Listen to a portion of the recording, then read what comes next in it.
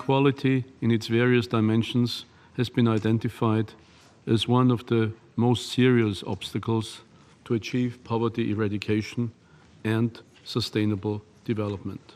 The ECOSOC High-Level segment and High-Level Political Forum continued at the United Nations headquarters in New York today, with the ministerial dialogue focusing on long-term measures to make poverty eradication irreversible and reduce inequalities. Studies show that when we design development policies and programs around the most disadvantaged, we actually achieve more results more cost-effectively.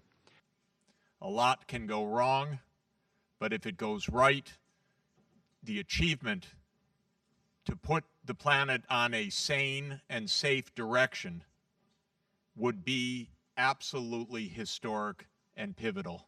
The centralized theme around which the post-2015 development agenda will revolve is the complete elimination of extreme poverty and hunger, including among the rural and marginalized societies around the world.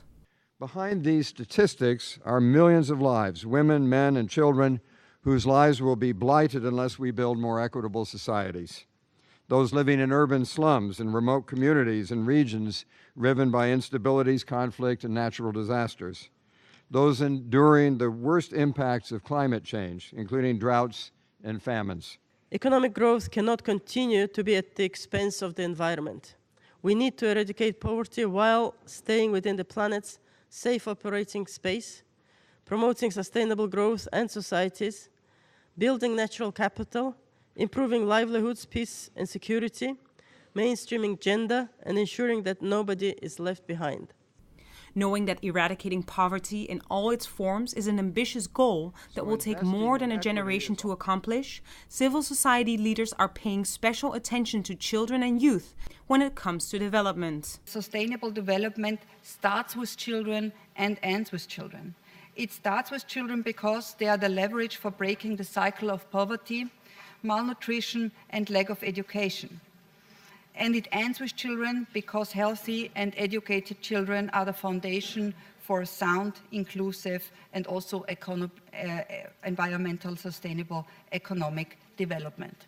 Panelists at today's ministerial meeting agreed that the post-2015 development agenda has the opportunity to hit some significant targets towards total poverty eradication, but not unless the world reiterates and upscales its commitment to social and economic partnerships.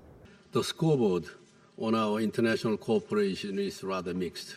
On the one hand, ODA hit a new record at $134.8 billion last year, following 2 years of decline. On the other hand, aid appears to have shifted away from the poorest and most vulnerable countries, where the MDGs lack the most. Now, the post-2015 agenda should enshrine all of these hopes. It should come with instruments for financing these commitments, and these commitments should be binding. There is hope that these processes can come together.